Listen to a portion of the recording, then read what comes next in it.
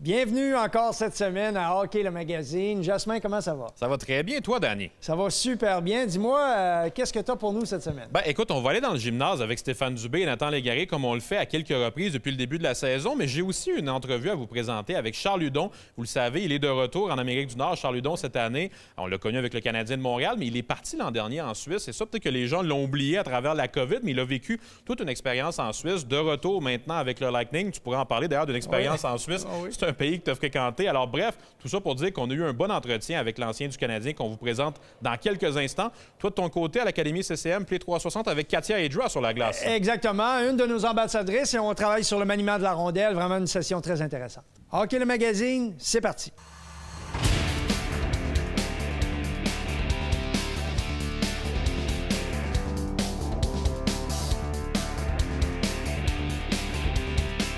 Hockey le magazine vous est présenté par le Trio Hockey, Sport Rousseau, Hockey Expert et l'Entrepôt du Hockey, en collaboration avec l'Académie CCM, à fond avec l'Académie CCM et Duck Hockey Montérégie. L'expérience à son summum. On a le plaisir cette semaine de recevoir Charles Hudon, membre de l'organisation du Lightning de Tampa Bay. Merci Charles d'être avec nous aujourd'hui. Merci à vous autres. Charles, tu reviens d'un long voyage, on va dire ça comme ça. L'an dernier, tu étais en Suisse, à Lausanne, où tu as joué. C'était ta première expérience en Europe. Comment tu as trouvé cette saison-là? Comment ça s'est passé pour toi? C'est une année bizarre, surtout avec le COVID. Donc, on est arrivé là, on a eu peut-être 2 semaines de libre. Après ça, tout a fermé. Donc, c'était un petit peu plate de ce côté-là. Mais sans niaiser, la ville, le pays est incroyable. Je pense qu'on a fait... j'ai fait une vingtaine de voyages. Les 20 voyages, j'ai pas dormi une fois. Je pense que je faisais juste regarder par la fenêtre, regarder les Alpes, tout ça. Donc, c'était vraiment incroyable. On a passé du temps vraiment en famille, puis j'ai vraiment aimé mon expérience. Tu viens d'une belle région au Québec avec le Saguenay. Tu as joué avec les Saguenay de Chicoutimi. Comment tu qualifierais à quel point c'est différent la vie en Europe? Ça a dû être un choc quand même pour toi un peu qui avait passé toute ta vie au Québec, d'arriver là-bas en Europe et d'avoir ce rythme de vie-là qui est différent? Oui, ça c'est sûr, certain. On l'a vécu tout en famille ensemble en plus, fait que c'était vraiment le fun. Je te disais, je suis pas parti tout seul, puis arrange-toi avec tes trous. Donc j'étais là avec ma femme et mes enfants. On a vraiment eu du fun. On a visité. On faisait 20 minutes de voiture. On tombait à 5 degrés avec de la neige. Ma fille a commencé du ski dans les Alpes. Fait qu'elle, elle va pouvoir dire ça quand elle est plus vieille. Puis on en revenait à Lausanne, puis il faisait 10, 15, 20 degrés. Donc on avait des T-shirts. Donc c'était vraiment quelque chose qui était vraiment le fun, surtout durant l'hiver. On a profité avec un de mes bons amis, Guillaume Asselin, puis David Desharnais. On a fait des soupers ensemble, des choses ensemble. Donc c'était vraiment le fun. Puis j'ai vécu ça vraiment avec la famille. C'est vraiment le fun. Je sais que tu dois être content de revenir en Amérique du Nord, mais ça va avoir été des beaux souvenirs quand même pour la famille cette année-là, passée du côté de l'Europe. Maintenant, si on revient vers l'Amérique du Nord, tu as signé un contrat avec le Lightning de Tampa Bay. Ça aussi, ça a dû être un beau moment pour toi d'avoir la confiance d'un gars comme Julien Brisebois. On sait à quel point il aime les Québécois, puis ça a dû être un bel été pour toi. Oui, vraiment. Quand il m'a appelé, je pense que j'étais vraiment heureux, probablement, de ne pas attendre jusqu'à la fin de l'été pour me trouver un contrat. Mon but, quand je suis parti en Suisse, c'était de revenir dans la Ligue nationale le plus vite possible. Donc, on a eu des bonnes conversations avec Mathieu Darche aussi, puis je suis prêt, j'ai hâte de me présenter au camp d'entraînement. C'est sûr que je suis un peu plus stressé parce que c'est la première fois que je quitte l'organisation du Canadien, mais je pense que tout ça est derrière moi, puis je pense que j'ai juste hâte à l'avenir. Je suis certain que tu n'es plus le même joueur de hockey que tu étais lorsque tu as quitté pour l'Europe. Tu as eu une belle saison au niveau de l'attaque. Qu'est-ce que tu penses qui a le plus changé dans le style de joueur que tu es et dans ce que tu peux apporter dans une organisation comme le Lightning? Je te dirais la confiance. J'ai beaucoup de confiance, surtout à Laval, quand j'ai joué avec Joël. Je te dirais que je me sentais super bien quand j'étais à Laval. Je faisais mes choses. Je ne me préoccupais pas de rien d'autre. Donc, arrivé à Lausanne, je voulais faire la même chose. Ils m'ont mis dans un endroit où j'étais confortable sur l'avantage numérique, 5 contre 5. Donc, je te dirais, je faisais juste arriver à l'aréna pour m'amuser puis avoir du fun. Puis je pense que c'est ça que j'ai fait, puis ça a bien été. Je sais qu'il n'y a jamais rien de garanti dans le hockey, mais est-ce que tu as eu des bonnes conversations avec le Lightning au niveau de comment ils aimeraient ça t'utiliser si tu étais dans la Ligue nationale avec eux? Est-ce que tu as envie de leur montrer comment tu peux avoir un rôle offensif dans une équipe comme tu le fais avec Lausanne l'an dernier? Oui, c'est ça. On a eu des pourparlers, mais tout va changer au camp d'entraînement. Donc, mon but, c'est de me présenter dès le jour 1 à 100 puis on verra pour la suite. Je veux avoir ma chance, ça c'est sûr et certain, mais je vais la travailler pour l'avoir. Donc, on verra qu'est-ce qu'il y en est par rapport au camp. Mais si à Syracuse, j'ai des bons coachs pour m'aider à me remonter en haut, donc ça va être juste le fun aussi. Tu arrives dans une organisation qui vient d'être double champion en titre de la Coupe Stanley. Je suis certain que c'est un beau défi pour toi aussi de t'ajouter à ce groupe de joueurs-là qui a gagné, qui a eu beaucoup de succès dans les dernières années, même si on sait qu'en même temps, le Lightning va changer cette année avec les contraintes du plafond salarial. Ça va être un beau défi pour toi de t'ajouter à ce groupe-là? Oui, vraiment. Quand on regarde le top 6 des joueurs, je pense qu'ils ont encore une bonne équipe. Donc, voir quand ils sont venus me chercher, regarder le line-up et tout ça, je me dis que j'ai ma place, puis ça va être le fun d'arriver dans cette organisation-là. Merci beaucoup, Charles. Je te souhaite la meilleure des chances pour cette année. Merci à vous autres. On se retrouve chez Collect Édition pour notre question de la semaine, cette fois avec Patrick, pour parler cette semaine de gradation des cartes. La gradation des cartes, en fait, Patrick, c'est l'état dans lequel les cartes sont, parce que c'est bien beau avoir une carte rare. Dans quel état est-il? Ça, c'est une toute autre question, et c'est l'aspect qui vous intéresse beaucoup, vous, les collectionneurs. Oui. Souvent, les compagnies de gradation, ils vont établir ça sur 4 points. Donc, le premier, ça va être les côtés, ça veut dire ce qu'on appelle en anglais les edges. Donc, on va évaluer un petit peu à savoir si c'est pas effléché un petit peu. Il va y avoir aussi sur la surface. Donc, la surface, il n'y a pas des petits points, ce qu'on appelle les roller marks en anglais aussi. Il va y avoir le centrage. Ça, c'est une donnée très importante, des fois qu'on oublie. Et évidemment aussi les coins. Fait que les coins, il ne faut pas que ça soit arrondi, je dis ça comme ça. Ce qui nous amène donc à notre question de la semaine qui concerne une carte recrue de Wayne Gretzky bien populaire, la carte O-Pee-Chee, lorsqu'il était recru. On se demande donc combien existe-t-il de cartes PSA 10 recrues d'O-Pee-Chee de Wayne Gretzky sur le marché? Est-ce A, 1, B, 2 ou C, 99? La réponse après la pause.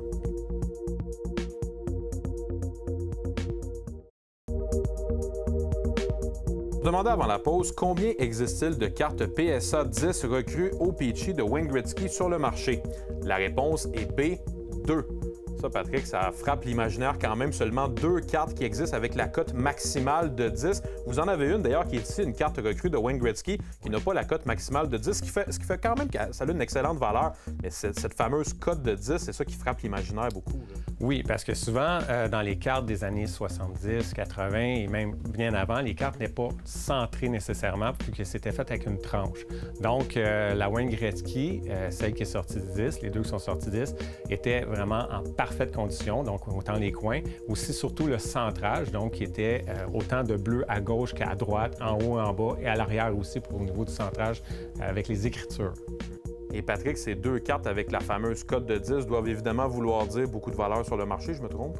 Oui, la première, elle s'est vendue à 1,3 million et la deuxième, attention, 3,75 millions de dollars. 6 mois de différence entre les deux. Et $1 américain en plus. Ah, en américain en plus.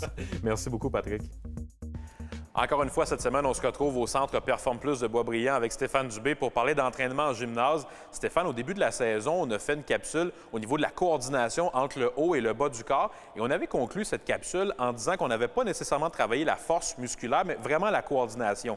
On se retrouve aujourd'hui maintenant et là, on va vraiment aller plus loin au niveau de la force entre la coordination entre le haut et le bas du corps. Effectivement, en début de saison, on a travaillé plus au niveau de la mobilité et la coordination, comment faire travailler le bas de corps et le haut de corps ensemble. Maintenant, aujourd'hui, ce qu'on va travailler, c'est comment exploser et utiliser la force. Parce que si on prend une situation de match, une bagarre, un contre un, une mise en échec, un lancer, mais c'est toujours le bas de corps qui va initier le mouvement avec le haut de corps qui va exploser le transfert d'énergie. Donc, la synergie où ça travaille tout ensemble. Ça se travaille en gymnase, bien évidemment. Fait qu'aujourd'hui, on va donner des éducatifs pour préparer le corps et habituer le corps à travailler de cette façon-là pour être efficace sur la glace. Et on va aller retrouver le membre de l'Organisation des Pingouins de Pittsburgh, Nathan Légaré, en gymnase pour ça.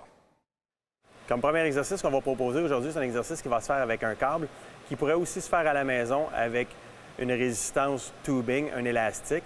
Bien important, c'est une élévation latérale, donc le haut du corps travaille, et le mouvement est initié par le mouvement latéral des jambes. Vous pouvez visualiser une bagarre 1 contre 1 où le joueur est en protection de rondelle, donc le mouvement latéral, la force des jambes est utilisée, transfère l'énergie à travers les abdominaux et pour le transférer au haut de corps, donc exercice complet qui travaille la synergie musculaire. Comme deuxième exercice qu'on va proposer, c'est encore un skating jump, un saut de patin, mais la complexité qu'on va lui donner, on va avoir un ballon médicinal et on va avoir ce qu'on appelle un med ball slam. Donc, comme on voit, Nathan est très explosif au niveau des jambes et très explosif au niveau du haut du corps. Donc, on travaille vraiment la composante de synergie, bas de corps, haut de corps. Comme troisième exercice, on propose un mouvement que je considère un exercice très complet. Donc, le bas de corps, le haut de corps, tout est sollicité. Fait qu'on a un mouvement où on va initier avec une tirade et les jambes sont sollicitées. Après ça, on va transférer l'énergie, on change de côté. Donc, on demande aussi de la coordination droite-gauche et on finit avec un mouvement de poussée. Mouvement très complet. C'est un mouvement qui peut se faire en renforcement ou on peut ajouter une composante de vitesse et le travailler en explosion. Ça va vraiment en fonction du niveau de chaque athlète et en fonction de ce que l'on veut développer. Stéphane, ce qu'on peut retenir des capsules, autant celles d'aujourd'hui que celles qu'on avait fait en début de saison sur le haut et le bas du corps, c'est que c'est vraiment un travail à long terme qu'il ne faut jamais négliger, le fait de travailler sur les deux parties de notre corps parce qu'il peut y avoir des désavantages à ne travailler que sur une seule partie du corps. Là. Effectivement. Jasmin, j'ai tellement vu de joueurs, d'athlètes être tellement forts en gymnase, forts sur le bench press, là, vraiment très développés. Impressionnant. Impressionnant. Puis quand ils arrivent sur la glace, mais ils ne sont pas forts du tout. Pourquoi? Parce qu'en gymnase, ils n'ont pas travaillé la composante. Ils ne sont pas habitués de se servir de leurs jambes pour transférer cette énergie-là vers le haut du corps. Donc, en gymnase, c'est important de le faire. C'est important, pourquoi? Parce que le but, c'est d'être un meilleur athlète, mais un meilleur athlète pour être un meilleur joueur, pour transposer les gains, non seulement sur la patinoire. C'est là que ça compte vraiment au bout du compte, sans rien enlever à ce que tu fais. Effectivement, le but du jeu, c'est d'être un meilleur joueur sur la glace, effectivement. Merci beaucoup, Stéphane. On se revoit bientôt. Plaisir.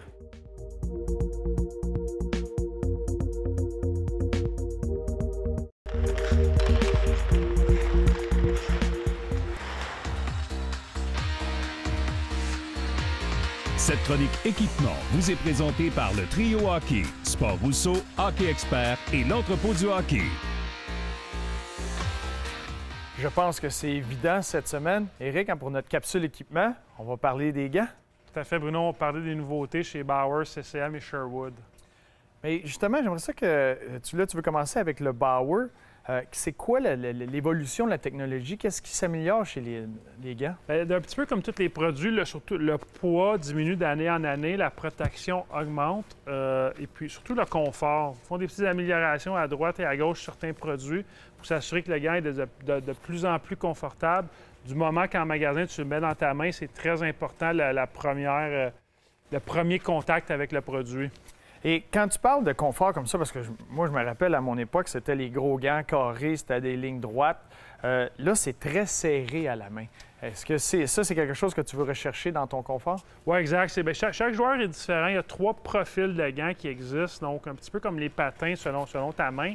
Tu as des gants plus ajustés, d'autres un petit peu plus larges, comme tu disais, qui est communément appelé un gant à 4 rouleaux, qui existe encore, mais qui est très peu vendu. Parce que maintenant, les joueurs optent pour des gants avec un profil moins large, plus mince, donc beaucoup plus de mobilité.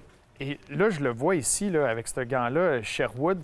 Le pouce aussi, il y a une flexibilité dans le pouce qui, à l'époque où je jouais, moi, le pouce était barré, c'était une chose. Mais maintenant, je vois qu'il plie même à 2 endroits. Oui, tout dépendant du gant. Celui dans tes mains, le Sherwood Wrecker Pro, il plie à 2 endroits, mais celui-ci plie à 3 endroits. Donc, dépendant du fournisseur, de la gamme de prix, le pouce peut varier. Mais c'est sûr qu'un gant haut de gamme, tu ne veux pas qu'un pouce peut être viré à l'envers, je peux utiliser l'expression, parce que tu pourrais te fracturer un pouce. Donc, c'est important d'avoir des gants avec un pouce qui a quand même un bon confort et une bonne sécurité. Et pour moi, c'est assez nouveau de voir Sherwood comme une option. Est-ce qu'il apparaît sur le marché pour les gants? Oui, bien en fait, Sherwood a fait un petit retour, si tu veux, dans l'équipement. Il existe depuis 1949, ils ne sont jamais disparus, mais il était un petit peu moins présent. Puis depuis 4 ou 5 ans, ils font des produits qui s'améliorent d'année en année, qui sont appréciés de certains joueurs de la Ligue nationale maintenant, des gars comme Lakanen à Montréal ou DeBrincat à Chicago, qui est quand même un bon marqueur de but, qui utilise maintenant les gants à tous les matchs et qui apprécie beaucoup. On l'a bien vu, le gant Sherwood, quand Lakanen a marqué son but, qui a amené le Canadien en finale de la Coupe Stanley. Tout à fait. Et pour le CCM, lui? Bien, c'est la même chose, ça se ressemble beaucoup. Tous les gants de haut de gamme se ressemblent un petit peu, mais CCM, eux, les produits qu'ils utilisent à l'extérieur du gant, donc, c'est pas un cuir, mais un nylon. Il y a 2 genres de nylon, donc un petit peu plus durable. Le confort, encore une fois, le renforcement dans la paume, puis surtout, c'est vraiment le confort. Quand tu rentres ta main dans le gant, tu veux que ça soit confortable. Et c'est quoi, là? Parce que là, on a fait le tour un peu de quelques marques, les nouveautés. Il y a beaucoup de similitudes entre les gants, mais c'est qu'est-ce que tu recherches? Quand tu viens magasiner un gant, là, tu regardes pour quoi pour choisir le bon? Bien, le niveau de protection est le critère numéro 1.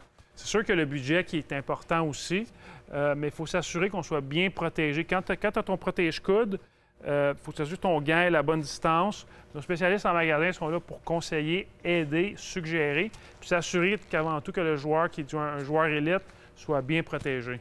Et là, j'ai une question qui va venir, que ce soit des copines, conjoints, des mamans, de la famille autour de ces joueurs-là. Là, il sent bon. Là, c'est correct. Mais après quelques entraînements assez intenses, habituellement, il y a une odeur qui vient avec ça. Qu'est-ce qu'on peut faire pour ça? Bien, en fait, l'entretien du gant est super important. Il faut que quand tu as terminé de jouer, il faut que tu sortes de ton sac, le faire sécher adéquatement. Mais c'est vraiment important pour s'assurer qu'il n'y ait pas d'odeur, comme tu dis, qui pourrait être désagréable. Mais advenant le cas que ça arriverait, on a toujours un produit capte-odeur qu'on peut utiliser sur les mains pour enlever les senteurs. Puis ça fonctionne à merveille, puis c'est apprécié de beaucoup de personnes. Ah, c'est ma maman qui aurait été contente que j'aie ça à l'époque. Mais merci beaucoup, Éric. Puis la semaine prochaine, là, on se dirige vers les casques.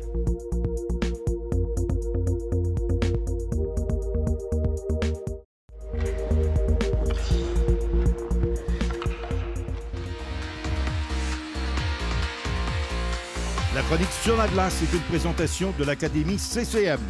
À fond avec l'Académie CCM. Bienvenue à l'Académie CCM présentée par Play 360. Encore cette semaine, on est en compagnie d'une de nos ambassadrices, Katia Aidra, qui va nous amener dans une autre dimension. J'ai trouvé ça très particulier ce que tu m'as présenté tout à l'heure. J'aimerais ça que tu nous en parles un peu. Exact. Aujourd'hui, on va travailler nos 6 zones de maniement. Donc, 6 souvent, zones? Exactement. Il y en a plus qu'on pense. Eh oui. On a tendance à garder la rondelle devant soi, mais on peut l'utiliser partout autour de notre corps.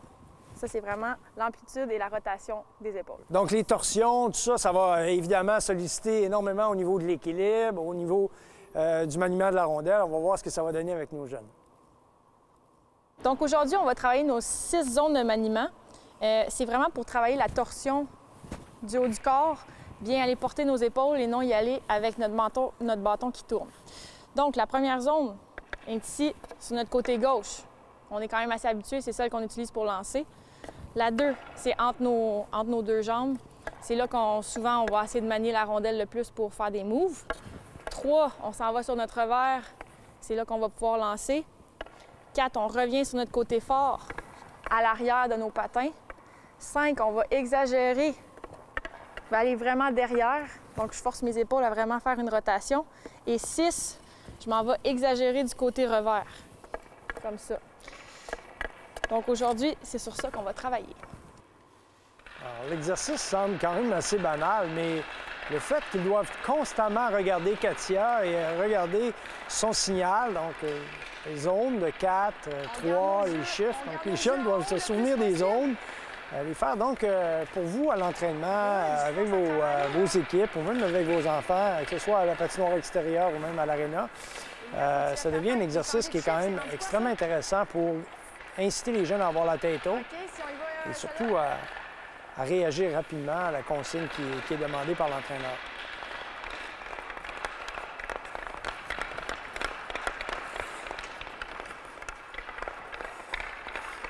OK, stop! OK, maintenant, on va faire des combinaisons. On va en mettre ensemble.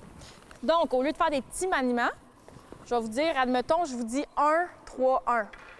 Je veux que tu ailles dans la zone 1, 3, 1. OK, fait que c'est un gros maniement. Si je dis 2, 3, 1, 2. Fait comme ça, on va travailler nos feintes un peu plus. C'est bon? On se place. 1, 3, 1. Good. OK, quand on le fait, on essaie de garder notre tête haute. Là, en ce moment, on est comme ça. OK. 2, 1, 3. 3, 1, 3. C'est un exercice qui favorise le transfert de poids, également garder la tête haute et la protection de rondelle, évidemment, qu'on va inclure dans une étape ultérieure. 4, 1, 3, 1. Yeah! Good job. OK. Donc, pour cet exercice-ci, on va mettre en pratique ce qu'on vient de pratiquer statique, on va le mettre en mouvement. OK? Fait que même concept, on veut travailler la rotation des épaules, on veut aller travailler dans nos zones, mais là, on va être en train de patiner. Là, c'est important de garder notre tête haute. On est tous ensemble ici, on ne veut pas se rentrer dedans. On est prêt? 4. Zone 4. 3. 2. Tout au long, elle appelle des numéros, donc la position de la rondelle va changer selon le numéro qui est appelé par Katia. C'est un exercice qui a beaucoup plus de mouvement, plus dynamique. Or, les jeunes doivent rester concentrés, le gardien de but aussi, pour suivre l'action, savoir qui va avoir à décocher un tir. Et tout au long de l'exercice, on doit respecter les consignes, la position de la rondelle. Tiens, vas-y, va lancer. Vas-y, va lancer. Oh, oh. On va à 6. 6. C'est ça, 6. Oui, t'es à 6, good, vas-y. 3. 4. 1. Vas-y. Wow, Katia, t'as mis la barre très haute parce que, écoute, aujourd'hui, oui, le maniement, mais vraiment les torsions du tronc, l'équilibre, les épaules qui tournent, ça semblait être quand même un défi assez relevé pour les jeunes. Exact. On est tellement habitué de garder la rondelle en avant de soi pour dribbler qu'on ne va vraiment pas chercher notre amplitude de mouvement, ce qui nous sort un peu de notre zone de confort, mais il faut vraiment les travailler. Parce qu'au moment où on commence à aller en torsion, bien là, ça devient une question d'équilibre, c'est un petit peu plus difficile. Exact. Fait que c'est pour ça qu'il faut vraiment pratiquer. C'est un exercice qu'on peut faire à la maison avec une balle, juste pratiquer, pas besoin d'être sur nos patins ou sur une glace pour le faire. On voit souvent à la télévision les périodes d'échauffement, quand on voit dans les corridors, les joueurs de la Ligue nationale, les joueuses aux Olympiques, on voit souvent ça, travailler avec une balle, que ce soit une balle de tennis ou les balles oranges, ou justement pour travailler cette fameuse torsion-là. Exact. Tu sais, c'est comme des légumes, t'en as jamais assez. Tu peux tout le temps en prendre d'autres. C'est bon pour la santé. En plus. Vous avez bien compris la leçon. Fait en plus de manger vos légumes, continuez de travailler. Avec une balle, c'est parfait. Pas l'entraînement. Encore une fois, une émission remplie de bon matériel. Mais écoute, moi, j'aime bien Trois-Rivières. Est-ce que tu aimes Trois-Rivières? C'est une belle région que j'ai appris à découvrir avec Hockey le Magazine. On est allé la semaine dernière voir Mark Waitman et on y retourne la semaine prochaine. On ne se tente pas de la Mauricie. On est allé voir Éric Bélanger qu'on va vous présenter la semaine prochaine. Ouais, nouvel entraîneur-chef. C'est un beau défi qu'il a accepté avec les Lions. Première fois qu'il est entraîneur d'une équipe professionnelle. Alors, il va nous parler de ça la semaine prochaine. Alors, de mon côté, dans l'académie CCM Play 360, pour rester concept avec Trois-Rivières, on va travailler avec Mathieu Gravel. Qui vient de là. Qui travaille avec l'Université du Québec à Trois-Rivières, notre spécialiste du développement et des habiletés, au niveau, encore une fois, de comment on utilise la rondelle comme point pivot pour changer de direction et tout ça. On est en progression sur une deuxième séance. Très intéressant, à ne pas manquer. Hockey le Magazine vous a été présenté par le trio Hockey Sport Rousseau, Hockey Expert et l'Entrepôt du Hockey, en collaboration avec l'Académie CCM. À fond avec l'Académie CCM et Tech Hockey Montérégie. L'expérience à son summum.